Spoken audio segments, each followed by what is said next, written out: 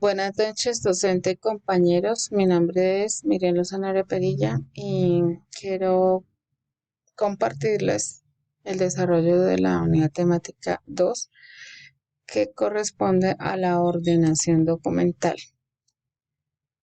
Es muy importante tener la ordenación de los documentos en las empresas porque eso nos genera mayor productividad y la seguridad de la información.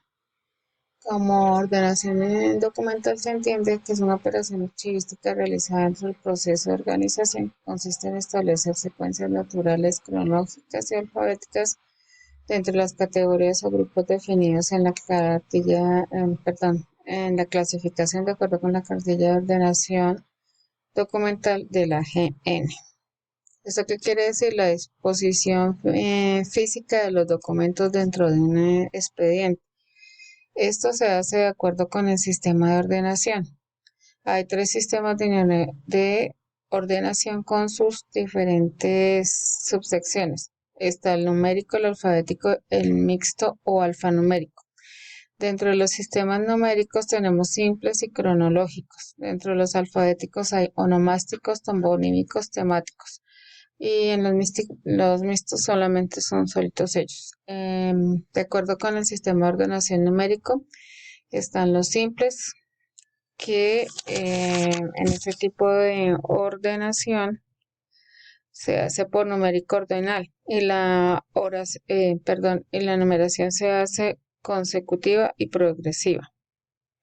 En el sistema cronológico se, se hacen en orden secuencial uno detrás del otro y esto va de acuerdo con la fecha de trámite. En el sistema alfabético, como su nombre lo indica, se utiliza el alfabeto, de la A a la Z. En el onomástico se utiliza para las series compuestas, porque estos expedientes son abiertos y tienen grandes lapsos de tiempo. Ellos se organizan alfabéticamente, primer apellido, luego segundo apellido y los nombres. En el toponímico es un alfabético geográfico y la serie se ordena de acuerdo con el nombre de los lugares. El mixto tiene alfabético y numérico. Se utiliza eh, las dos, mm, las dos clases porque es un sistema asociado. Ahora vamos a tomar el siguiente punto, que es el proceso de ordenación al interior de un expediente. Tenemos que tener cuatro procesos. El primero es el alistamiento y ordenación de los documentos, de acuerdo con la clasificación de la serie. Después le vamos a retirar, hacer una depuración documental, la cual se le retiran materiales metálicos como ranchos, gris, grapas, documentos de apoyo, las copias idénticas, los formatos sin diligenciar, las hojas en blanco, entre otros, incluyendo los POSIT también los tenemos ahí.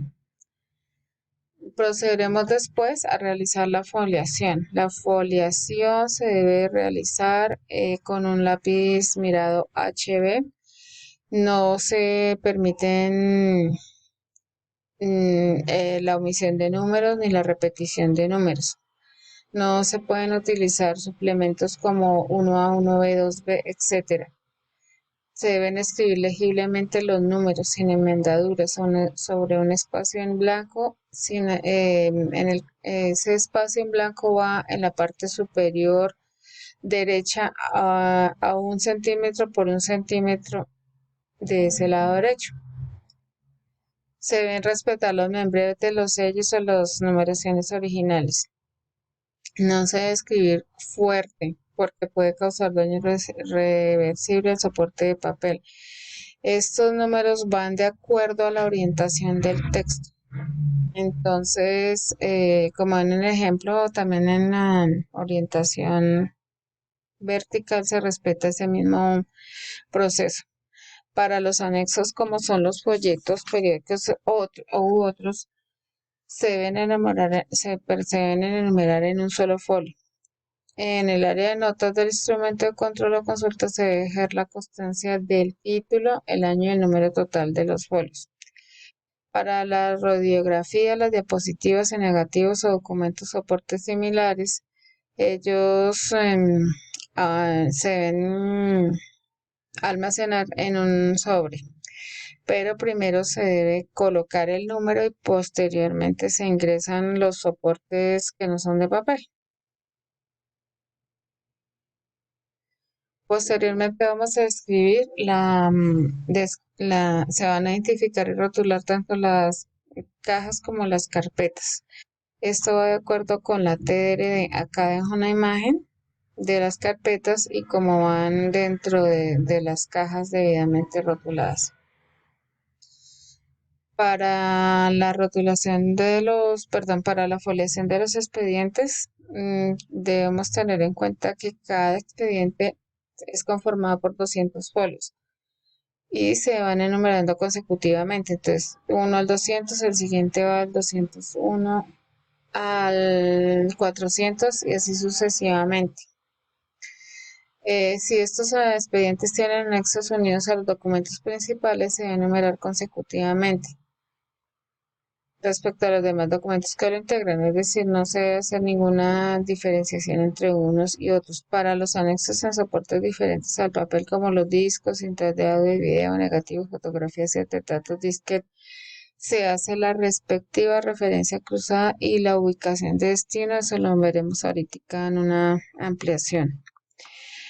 Las leyes asociadas con respecto a la organización de los archivos, tenemos la Ley General de Archivos, el 594 del 2000, en la cual establece los principios generales que regulan la función archivística del Estado. En el artículo 22 encontramos el proceso archivístico.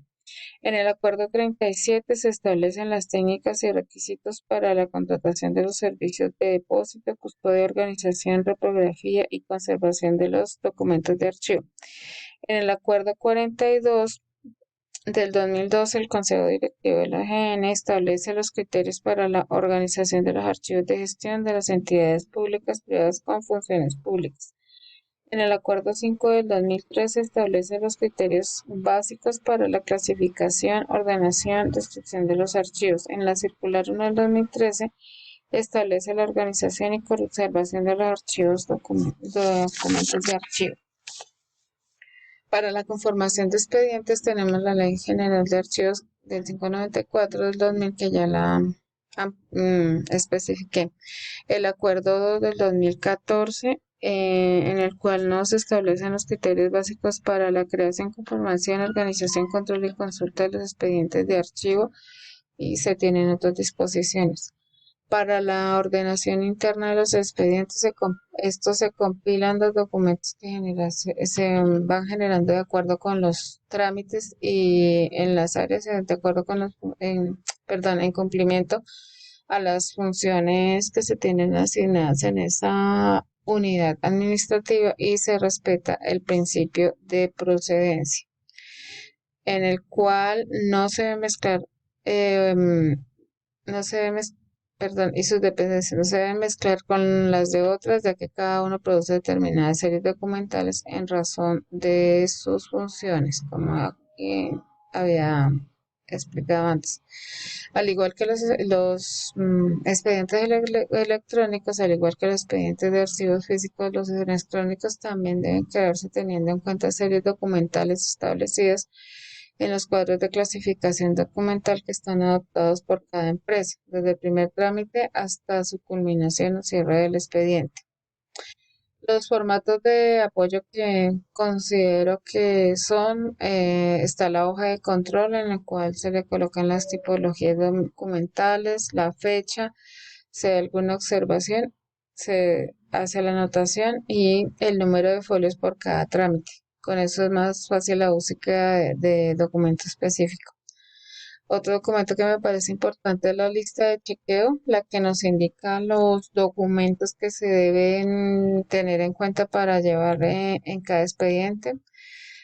Por ejemplo, en el ingreso de personal, los documentos pertinentes a los estudios, a los datos personales, las identificaciones, etcétera.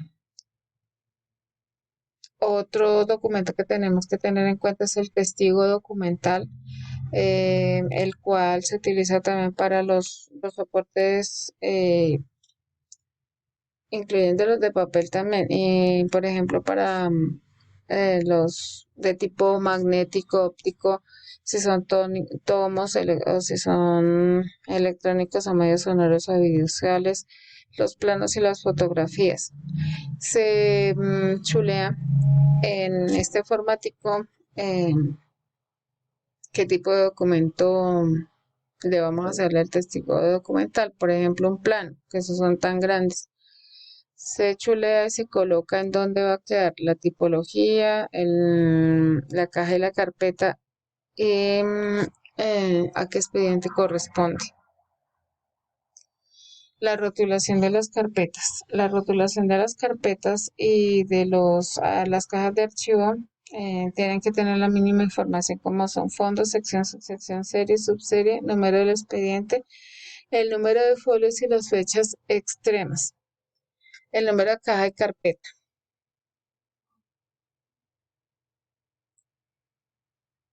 La posición y colocación y ubicación adecuada de estos expedientes, las cajas deben, el expediente, pues los expedientes en las cajas en los archivadores pertinentes. En las cajas, los expedientes van organizados de manera consecutiva de menor a mayor y van de izquierda a derecha. Las cajas tienen un máximo de 6 carpetas. Las carpetas cada una debe tener un mínimo de folios de 200 por carpeta, como lo expliqué. En este archivador que tengo de ejemplo, su capacidad tiene de 28 cajas equidecientes por entrepaño, las cuales se organizan igual de izquierda a derecha consecutiva y ascendentemente. Ahora veremos las condiciones en los depósitos de archivo. Las condiciones que debe cumplir son de espacio, almacenamiento, ambiente, seguridad y mantenimiento para la adecuada conservación documental. Los documentos deben situarse distante de las ventanas y de la luz fluorescente. La estantería se debe colocar perpendicularmente a las ventanas para evitar la luz solar o condiciones climáticas fuertes que afectarían los documentos. Debe haber espacio suficiente para custodiar la información acumulada en su natural incremento. La estantería debe tener un sistema de identificación topográfica para la ubicación eficaz de los expedientes.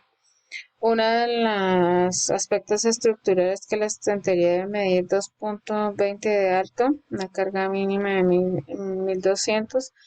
Las pinturas y los pisos deben ser ignífugas y, o sea, que quiere decir que las pinturas deben ser refractarias. La capacidad de almacenamiento debe haber espacio para la manipulación, el transporte y la seguridad de la documentación, la adecuación climática y debe haber espacio para el crecimiento documental. La distribución debe contar con los elementos de control y aislamiento que garanticen la seguridad de los archivos. Las zonas de archivo, consulta y prestación de servicio deben estar fuera del almacenamiento por la propia seguridad. Las condiciones ambientales, como ejemplo, coloco para el papel, debe tener una temperatura de 15 a 20 grados, de humedad relativa tiene que tener un 45 o un 60%. Para la condición de conservación, el área de archivo siempre debe estar limpia, evitar riesgos de humedad, temperatura, ventilación y contaminantes atmosféricos y la iluminación. También se debe contratar una empresa especializada en aspirar los estantes una vez por año. También se debe contratar personal para la fumigación y evitar las ratas y otros microorganismos. Allí no se ven